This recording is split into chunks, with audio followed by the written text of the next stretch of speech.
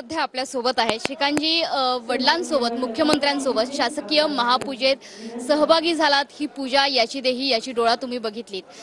चारही पिढ्या आज एकत्र होत्यात महापूजेला सलग तिसऱ्या वर्षी। काय भावना दाटून आल्यात? खरंच हा खूप मोठा दिवस आहे, खूप मोठा मान आहे। माननीय मुख्यमंत्री मोदयांच्या पूर्ण परिवाराला हा मान मिळतो आणि आमच्या परिवारामध्ये चारही पिढ्या, मला वाटतं हे देखील एक वेगळं उदाहरण आहे की आजोबा, बाबा असतील, आई असेल, रुद्रांश आहे, वृषाली आहे, गेले 3 वर्ष सलग पूजेचा मान जो आहे तो इथे मिळतोय। खूप आनंद आहे, एक वेगळी ऊर्जा जी आहे या पूजेनंतर पूर्ण वर्षभर काम करण्याची इथून आम्ही सगळे लोक जे आहेत, माननीय मुख्यमंत्री महोदय असेल, आम्ही सगळे लोक जे आहेत ते घेऊन जातो आणि चांगलं काम इथे आमच्याकडून होत राहो अशी प्रार्थना केली।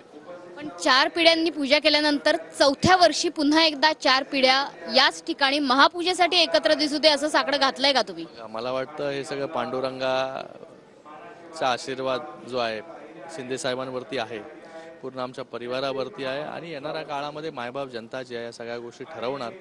आणि मला वाटतं मायबाप जनता ही शिंदे साहेबांच्या कामावरती विश्वास ठेवून ज्या प्रकारे शिंदे साहेब काम करतायत, दिवसाचे 17-17, 18-18 तास, आणि मला वाटतं त्यांच्या बरोबर लोक उभी आहेत। अस्थिरता काहीशी दिसते आहे, समाजांमध्ये फूट पडते की काय, अशा पद्धतीची परिस्थिती निर्माण झालेली आहे।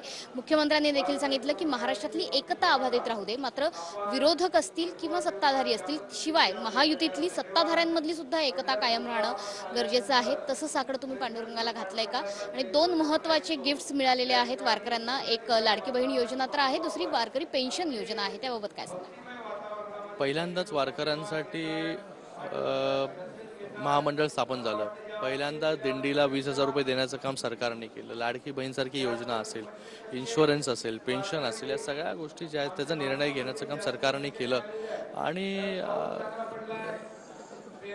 समाजामध्ये द्वेष निर्माण करण्याचं काम काही लोक करतात की बाबा वेगवेगळे समाज सगळे झाले पाहिजे, समाजामध्ये